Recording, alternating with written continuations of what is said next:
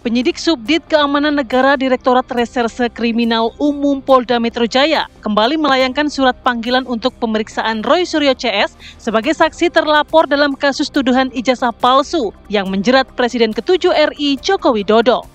Namun kali ini diwakili tim pengacara advokasi anti kriminalisasi akademisi dan aktivis Roy Suryo CS mengkonfirmasi bahwa pemeriksaan yang seharusnya dilakukan hari ini tidak bisa mereka hadiri lantaran sejumlah acara sudah terjadwal dari masing-masing saksi terlapor. 7 saksi terlapor yang melakukan penundaan terdiri dari Roy Suryo, Rismon Hasiholan, Kurnia Triroyani, Rizal Fadilah, Mikael Sinaga, Rustam Effendi, dan Nurdian Susilo. Sementara itu, mantan Ketua Komisi Pemberantasan Korupsi (KPK) Abraham Samad yang juga masuk dalam daftar panggilan penyidik memilih untuk hadir pada hari Rabu besok. Diketahui Polda Metro Jaya telah menaikkan status hukum kasus dugaan pencemaran nama baik dan fitnah atas tudingan Jokowi memiliki ijazah palsu ke tahap penyidikan. Laporan tersebut didaftarkan ke Polda Metro Jaya pada tanggal 30 April 2025. Tim TV One mengabarkan.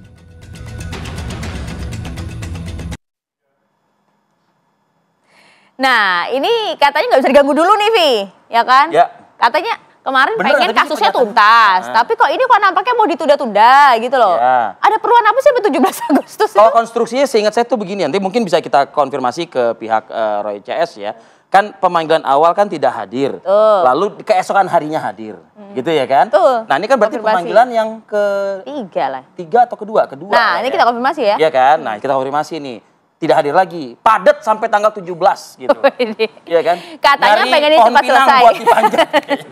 Udah daftar lomba makan kerupuk katanya sih, gitu kan? Coba kita cari duduk perkara seperti apa ini ya, jalan keluar yang simple, praktis kalau katanya Bung Effendi. Karena ada ahli juga terlibat dalam diskusi kita. Sudah hadir bersama kami ada Bung Effendi Ghazali, analis komunikasi politik. Selamat pagi. Seorang pakar komunikasi tanah air. Sama-sama. Selamat pagi. Kok sama-sama jawabannya? Istilahnya makin menuju kemerdekaan ya. Kan biasanya peneliti komunikasi politik. Ini ada tanah air ya sekarang. Tanah air. Luar biasa loh. Dan hari ini juga ada Irjen Pol Purnawana Arianto tadi di Penasihat Ahli Kapolri. Selamat pagi. Arianto. Selamat pagi. Dan ini nih, kita ingin tanya nih, sebenarnya ada agenda apa ya? Nggak bisa diganggu-gugat. Saudara beda ayah ibu dari Pak Ari. Oh, beda. Ahmad Hasanuddin. Sama-sama keturunan Nabi Adam. Nah. Selamat pagi, Assalamualaikum. Waalaikumsalam warahmatullahi wabarakatuh. Ya. Jadi gimana Bang? Ada apa? Kita tabayun lah sebenarnya lah. Iya, faida kalau inja akum fasikum binaba'in fatabayun. Jika ada kabar yang nggak jelas, maka tabayun lah. Nah hari ini coba saya akan tabayun. Yang pertama, itu hal yang biasa dalam konteks pemanggilan dari institusi kepolisian begitu. Tadi tepat memang kalau di tingkat penyelidikan pernah dipanggil, pernah tidak hadir dan kemudian hadir. Nah hari ini di tingkat penyidikan untuk panggilan yang pertama nih ya. Oh di penyidikan. Dalam penyidikan ya. Ini baru yang pertama dan bukannya Rasul ya, ada 9 saksi dan terlapor yang kami tangani plus 1 orang yakni mantan Ketua KPK Abraham Samad yang juga dipanggil. Kemarin itu kami konfirmasi yang pertama bahwa surat panggilan sudah diterima secara patut. Ada 9 orang yang klasternya itu dari sejak Senin, Selasa, Rabu, Kamis. Berarti hari ini ada juga ya? Hari ini ada ya. Atas nama siapa? Kalau hari ini kan Kurnia Triroyani, Rizal Fadilah, dan Roy Suryo. Kalau Rismon itu hari Kamis. Hari Rabu itu ada Abraham Samad. Kalau hari Senin kemarin itu seorang jurnalis dan YouTuber Arif Nugroho dan Sunarto begitu. Nah, kami kumulasi. Ini semua kan saksi semua masih kan? Ya, ada yang saksi biasa, ada saksi yang terlapor. Klasterannya itu. Nah, kemarin itu kami sampaikan surat ke Reskrimum, di Reskrimum dan kami tembuskan juga kepada penyidik. Prinsipnya yang pertama kami telah menerima panggilan polisi secara patut. Yang kedua, kami mengajukan permintaan untuk melakukan penjadwalan ulang sehubungan dengan kegiatan klien kami jelang Hari Kemerdekaan. Boleh tahu nggak tuh kegiatan apa? Macam-macam, ada juga yang menyelesaikan buku yang nanti akan di-launching di 17 Agustus. Juga berkaitan dengan masalah ijazah palsu ini begitu. Karena Dr. Tifa, Roy, dan Rismon Sianipar itu ingin mengkonfirmasi sekaligus membuktikan kepada publik bahwa temuannya itu bukan sekedar omon-omon, ada basis ilmiahnya, bukti-bukti yang dirujuk sehingga kesimpulan yang menyatakan bahwa ijazah saudara Joko Widodo 11.000 triliun palsu menurut Rismon atau 99,9%, palsu menurut Roy Suryo itu ada basis dasar argumentasinya. Kalau misalnya dikatakan bukan omon-omon ya Mas Ahmad ya. Artinya ya mau itu ada launching buku, mau itu ada kegiatan lain, ya seharusnya yakinlah bahwa ini bukan omon-omon.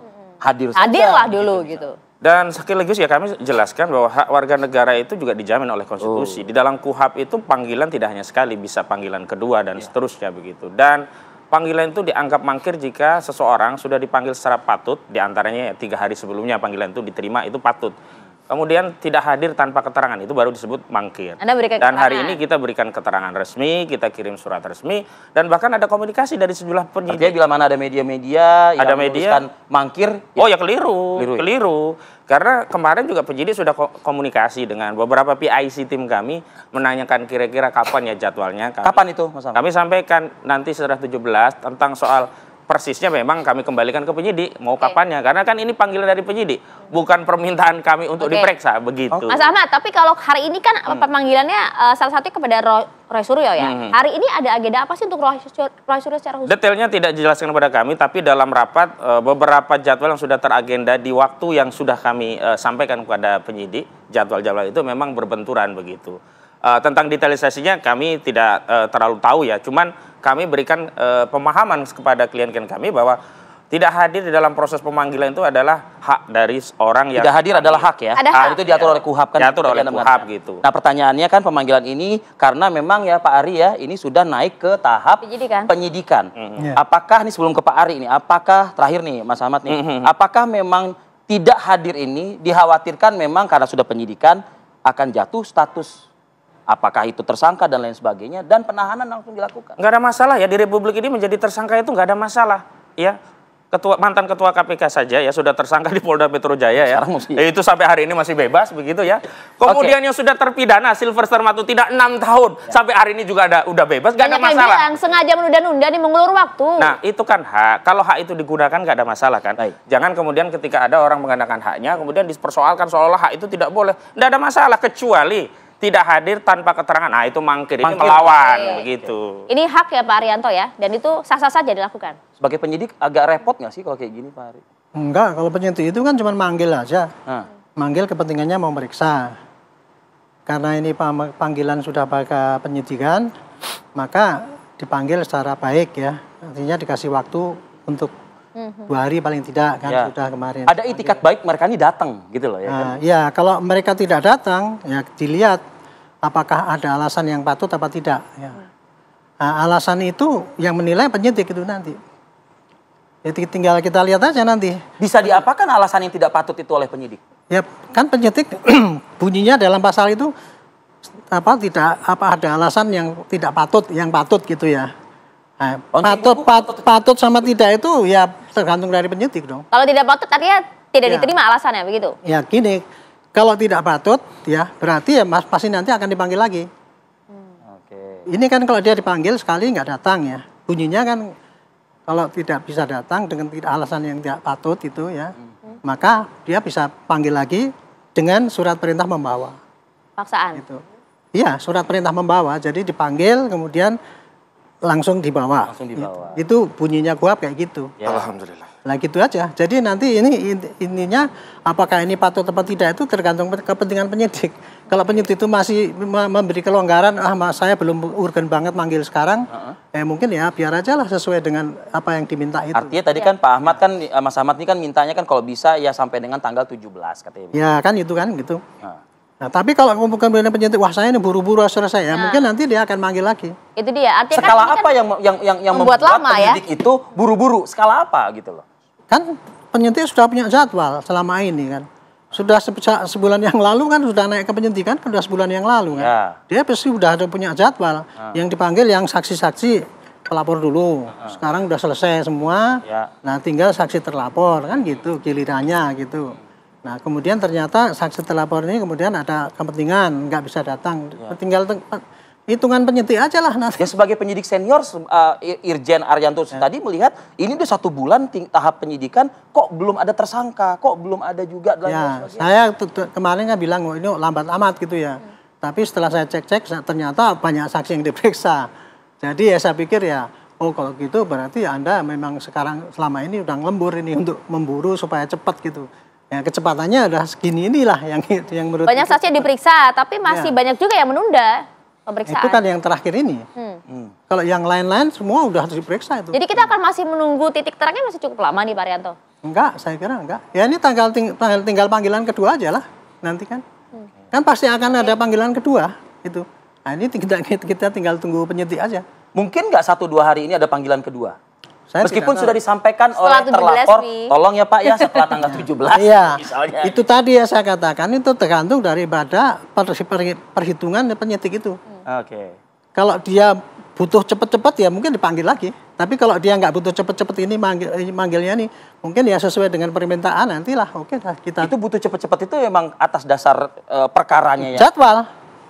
Kan dia kan punya jadwal kan selama ini kan gitu. Ada timetable-nya. Ya, cuman keuntungannya gini sekarang karena penyidik tidak menahan orang, sehingga dia tidak ada waktu yang harus buru-buru cepet kan gitu. Nah, itu. Karena ada batas tahanan. Kecuali kalau dia nahan itu kan gitu ya. Tapi kalau dia memang dia sudah mentargetkan segini harus selesai segini, tapi kemudian ini dipanggil kemudian hanya karena kegiatan di luar gitu ya. Sabar ya. Kira-kira ini gimana Bang Effendi? Anda kayak gelisah sekali, berarti ini memang strategi atau bagaimana? Saya sabar betul dan gembira betul karena setiap kali saya dipanggil ke televisi soal ini, saya selalu bilang ingat pada waktu Anda wisuda. Oh, itu lagunya. Gaudeamus igitur, Juvenes dum sumus. Itu mengatakan akademika divan profesores. Nah, itu ingin mengatakan begini, selagi Anda muda, bergembiralah. Selagi Anda muda, bergembiralah. Setelah masa muda yang penuh keceriaan, setelah masa tua yang penuh kesukaran, tanah akan menguasai Anda. Nos habebit humus. Yang ingin dikatakan di situ adalah, walaupun hasil kuliah Anda itu nggak terlalu meyakinkan, IP Anda mungkin nggak terlalu meyakinkan, skripsi Anda nggak terlalu cemerlang, tunjukkanlah, gembiralah. Gitu. Jadi maksud saya, ini perkara kan selalu ada dua sisi. Sisi pertama, masa cuma bahas ijazah aja, habis energi seluruh bangsa, apalagi menuju Indonesia 80 tahun ke atas gitu ya. Enggak juga, karena di situ di dalam lagu yang kita nyanyikan kalau kita wisuda itu, ada kalimat yang mengatakan pereat diabolus, enyalah kejahatan. Universitas itu, seluruh kampus-kampus itu didirikan untuk apa? Untuk mengajarkan kebenaran dan mengenyahkan kejahatan. Mau fakta yang paling empirik, di Jepang wali kota Ito, ya Maki Takubo itu mengundurkan diri. Kurang lebih prosesnya sama. Baca sekarang, baca. Diminta menunjukkan ijazahnya, dia bilang ada. Dia kasih sertifikat tertentu, kemudian itu Universitas Tokyo loh, nggak main-main loh. Jadi pesan moralnya dari bagian A ini adalah bahwa ijazah palsu ini bukan ijazah palsu atau asli, bukan hal yang sederhana.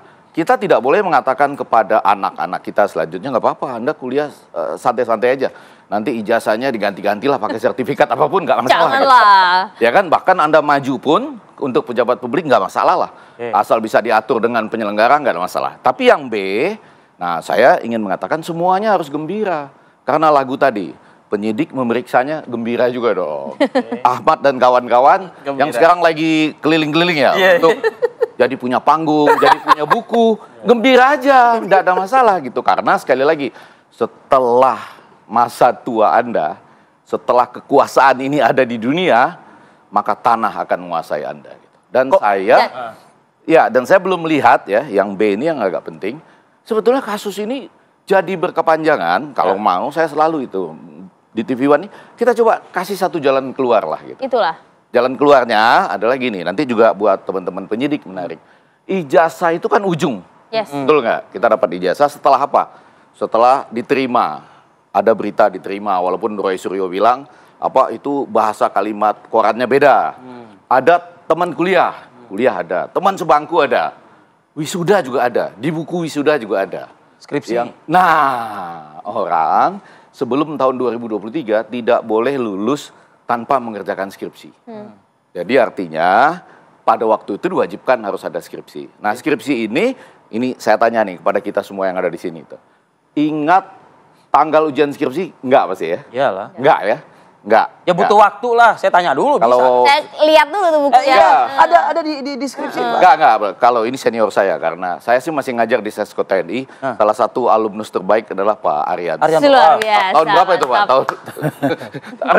Jadi kita ini semua ada cara lulus, cara untuk skripsi itu.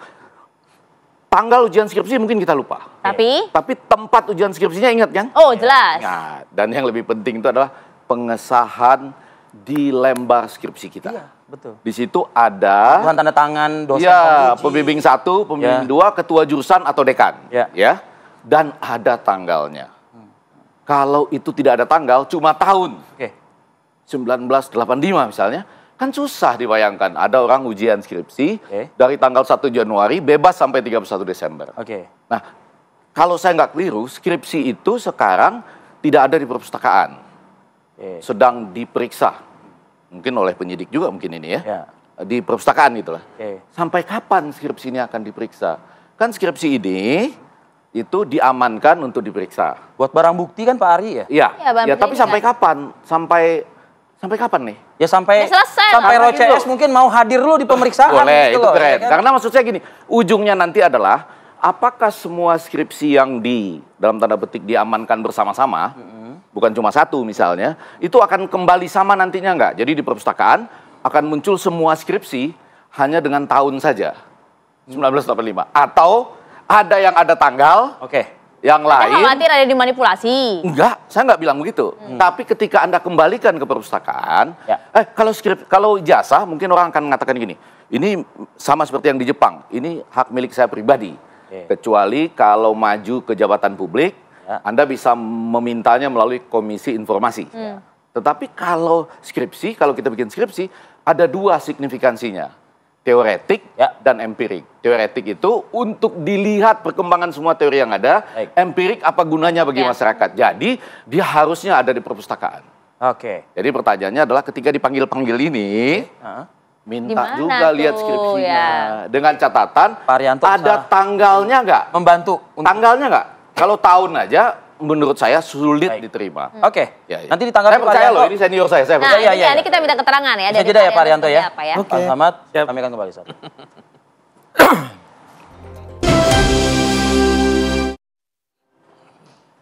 Ya, kita lanjutkan diskusi kita cukup menarik nih. Makin menarik, makin rumit juga nampaknya. Pak Arianto, ini sebenarnya menambah beban penyidik tidak sih banyak pertanyaan ini? Enggak, kalau saya. Dari awal saya katakan ya, penyidik itu tidak ada beban untuk apa, kok tidak desak-desak dari gini-gini. Dia penyidik itu cuma mencari bahan bukti, kalau ada kemudian pasti disita yang dibutuhkan. Dan itu kalau tadi skripsi tadinya ada kemudian nggak ada, itu saya yakin pasti sudah disita. Satu angkatan untuk kepentingan perkara ya disita, karena itu kan barang bukti.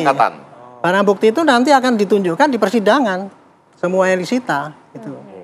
Terus kemudian tadi kalau skripsi banyak itu kok ternyata nggak ada semua itu.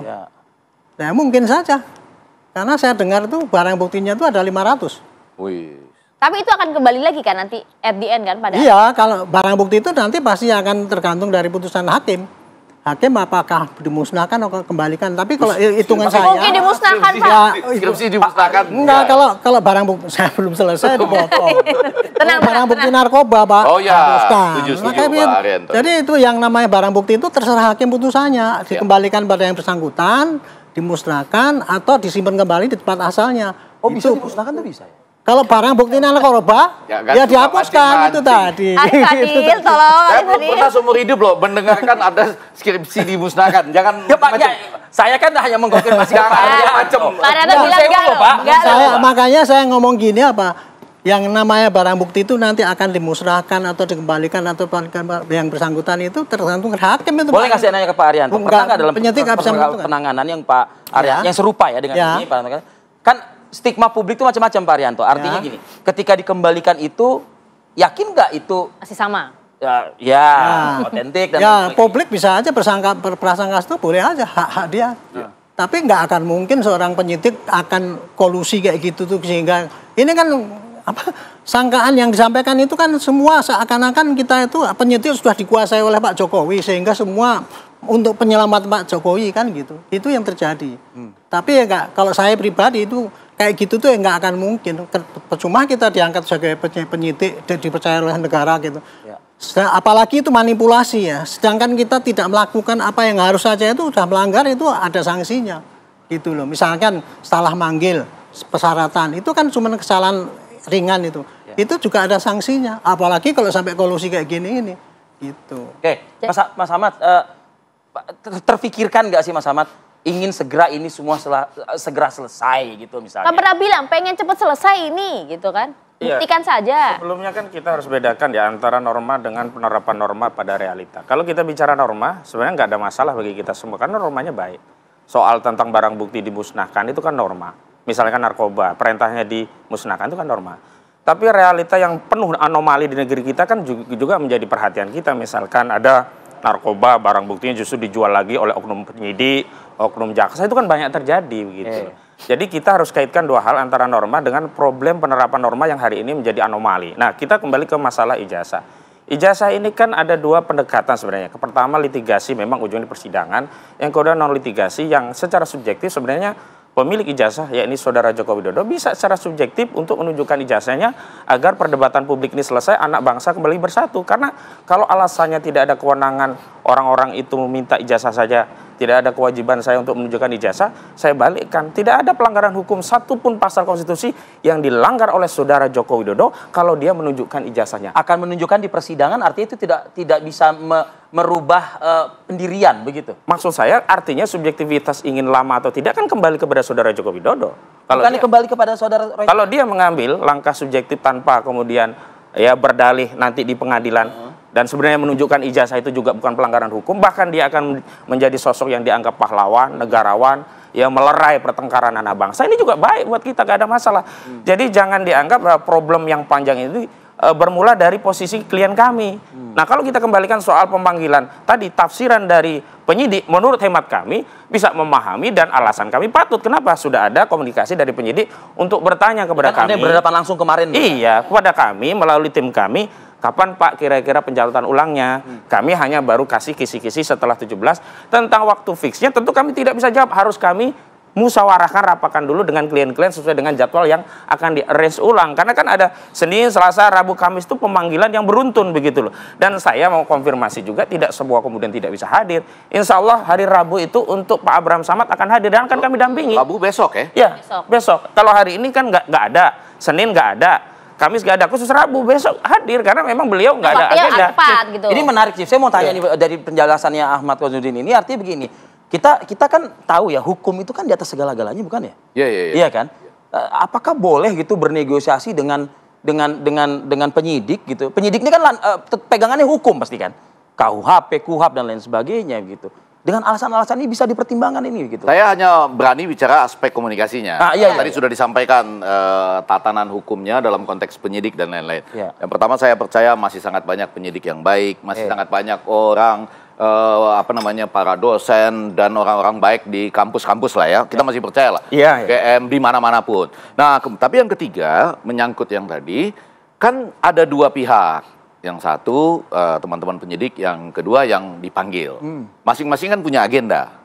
Sebetulnya yang paling aman itu adalah kalau tahu agenda satu sama lain. Apapun agenda itu kan hukum adalah tetap yang tetap yang memberikan kan tetap panggilan. Yang satu kan tugasnya memanggil sesuai dengan tatanan hukum yang ada untuk melanjutkan penyidikan.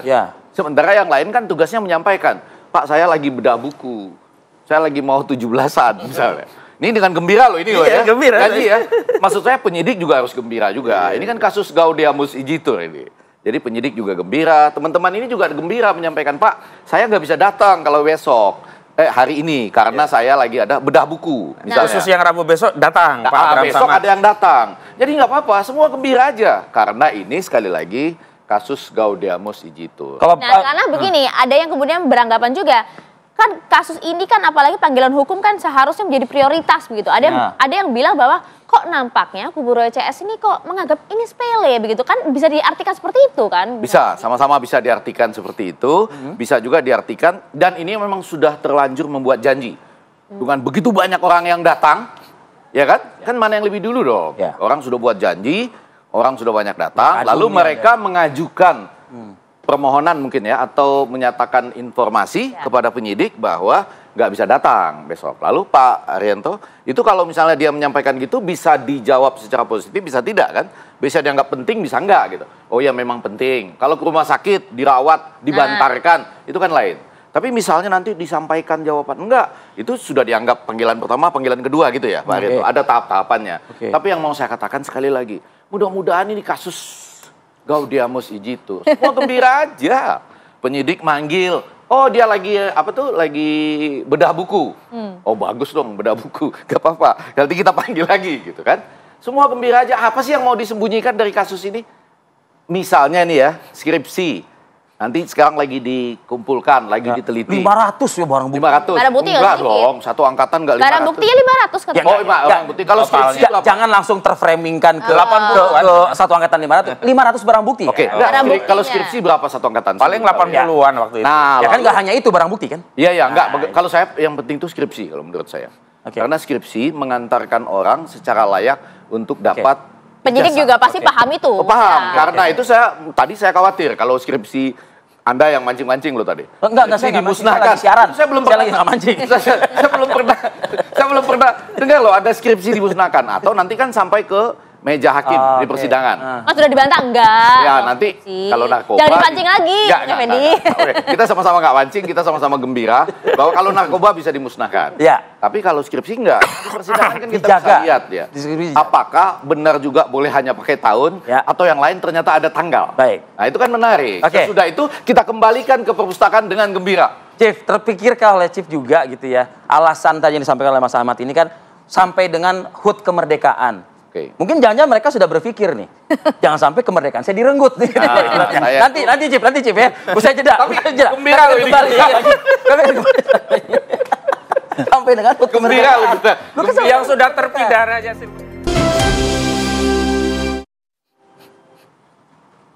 Ya, melanjutkan yang tadi terputus tuh ya. Kemerdekaan, Vi.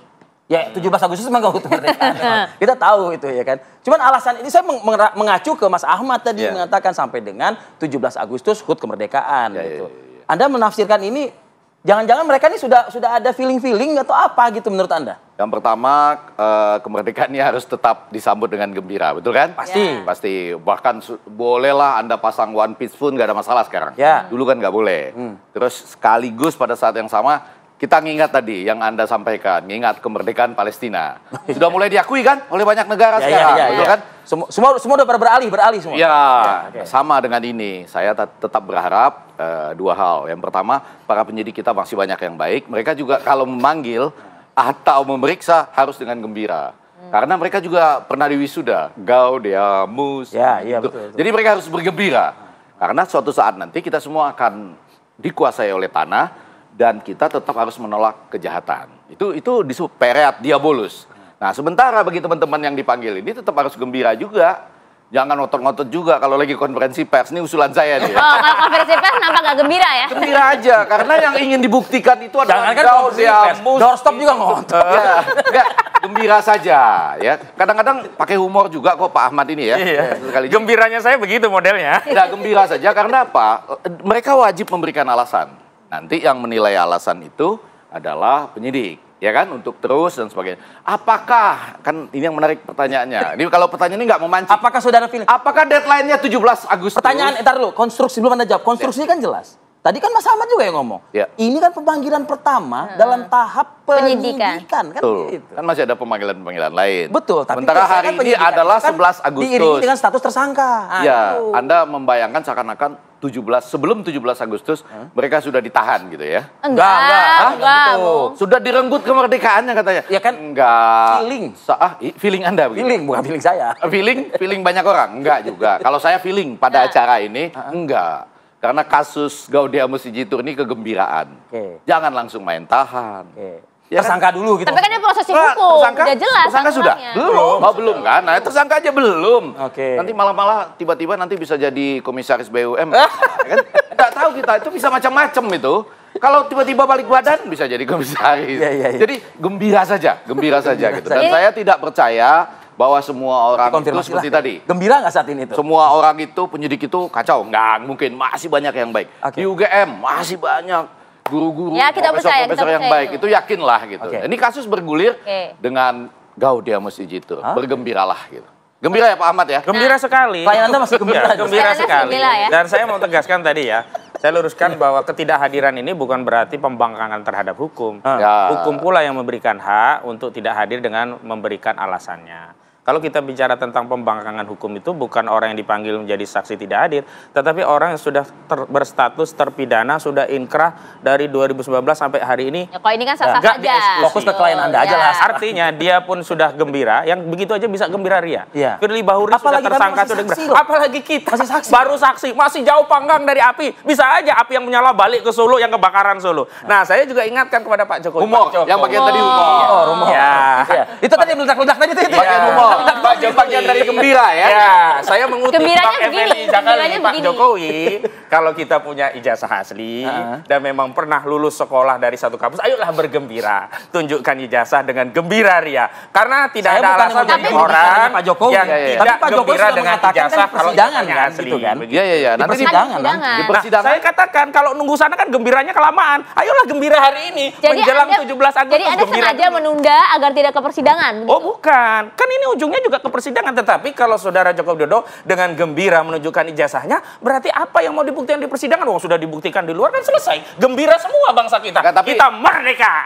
Gitu. Kalau berarti Anda menggiring kepada persidangan publik dong, bukan persidangan yang sebenarnya. Kalau konteks persidangan publik itu kan kalau kita melakukan agitasi, ayo jangan percaya dengan pengadilan. Loh kita ini tapi kan publik percaya pasti dengan akan pengadilan, membandingkan kita dong, ikuti Bang. proses hukum. Kalau ini ada opini di luar, kan semua pihak kan hari ini sedang beropini. Termasuk acara hari ini kan sedang menyampaikan pendapat opini tentang perspektif kita terhadap ketidakhadiran klien kami yang sudah kami konfirmasi memenuhi panggilan tetapi ada uzur begitu loh. Tapi jadi nggak ada masalah, gembira saja bagi kami gitu loh.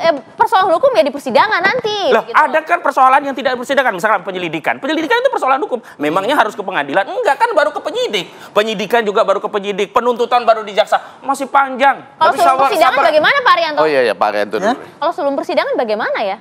Ditunjukkan kan oh ya, ada satu lagi. Nanti Bang, saat saksi kami diperiksa, maka yang kami ingin sampaikan melalui saksi adalah untuk mohon untuk ditunjukkan ijazah yang konon disita. Dengan begitu kan saksi kami baru bisa tahu, oh ternyata ada ijazahnya. Bisa juga merubah pemikiran. Ini Pak Ari mintanya di luar Pak. Ya itulah ya saya sampaikan ya dari dulu awal ya. Kasus ini kenapa jadi berlarut-larut dan tidak selesai-selesai? Nah, karena apa? Karena satu pihak itu pakai sistem model pembuktiannya sendiri. Contoh, sampaikan di depan umum gitu. Ya. Sementara di Indonesia itu negara hukum. Untuk pembuktian ini palsu apa tidak itu ya hanya di persidangan. Ya. Itu tadi maunya tapi kan kelamaan katanya Pak. Kalau yang bikin lama itu siapa? Yang bikin lama itu siapa? Sekarang ini penyidik mau manggil, dia nggak datang. Siapa yang bikin lama? Buku. Ya gitu kan. Makanya sekarang gini ya, saya sampaikan ya. Sebetulnya ini ya, dengan dipanggil tidak datang itu rugi. Karena apa? Dipanggil itu kalau datang. Nggak merasa rugi kok kita. Nggak merasa rugi sekali lagi Pak. Nggak usah dipotong Pak. Saya nggak berdebat dengan Bapak. Ya, saya nggak merasa rugi. Ya. Saya mau konfirmasi itu klien kami tidak merasa rugi, tidak datang. Kami gembira, bahagia. Nah, udah itu aja. Jadi yang namanya pembuktian ini Pak, untuk ini palsu apa tidak itu hanya di pengadilan karena negara kita negara hukum Pak. Prosedurnya adalah itu tadi pakai penyidikan dan kemudian barang bukti disita dilihat di sana nanti. Itu aja sebetulnya simpel aja gitu.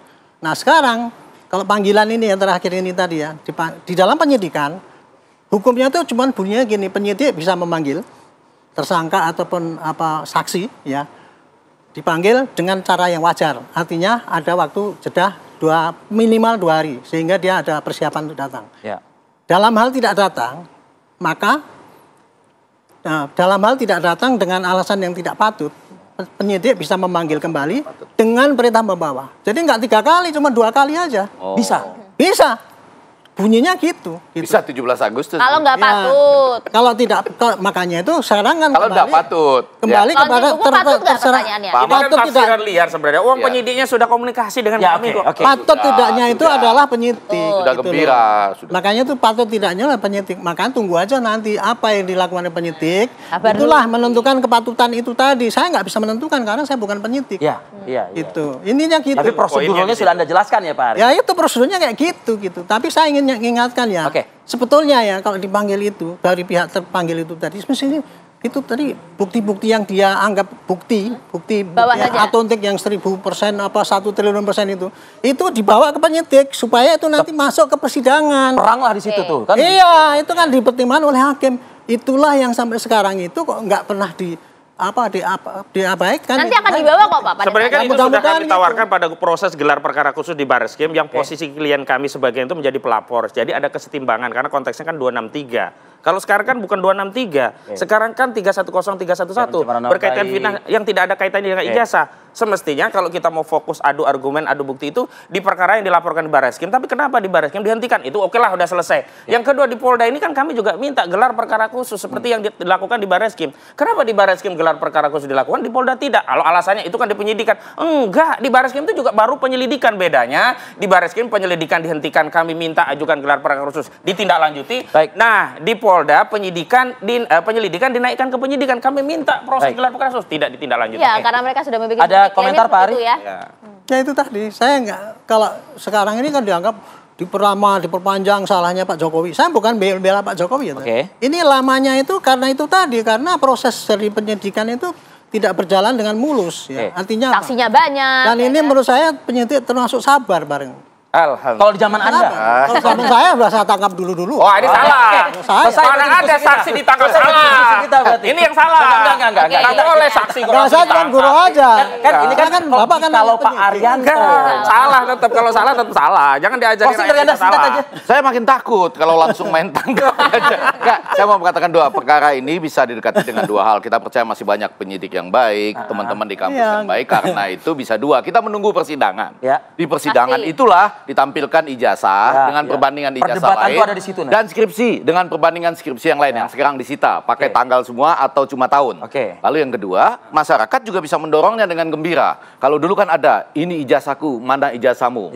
Sekarang bisa juga ini sahnya skripsiku, mana sahnya skripsimu. Pakai lagu Gaudiamus gitu. Nah, jadi dua-duanya nanti ketemu dengan gembira. Yang satu di persidangan hasil dari penyidik. Kalau itu masih lama, ini masih sempat bedah buku. Tetapi kalau yang ini agak cepat. Ini kan masyarakat yang mengatakan ini sahnya skripsiku, mana sahnya skripsiku. Tapi kalau proses hukum tetap kita tunggu di persidangan ya. Terima kasih banyak. Semua sama-sama ketemu dengan gembira. Dan semoga menjadi 17 Agustus menjadi hari kemerdekaan buat semuanya. Dan buat semua orang. Gembira akan mendampingi Abraham Samad untuk diperiksa sebagai saksi. Jadi terima kasih Mas Samad. Pak Arianto Sutadi, terima kasih waktunya. Terima kasih banyak.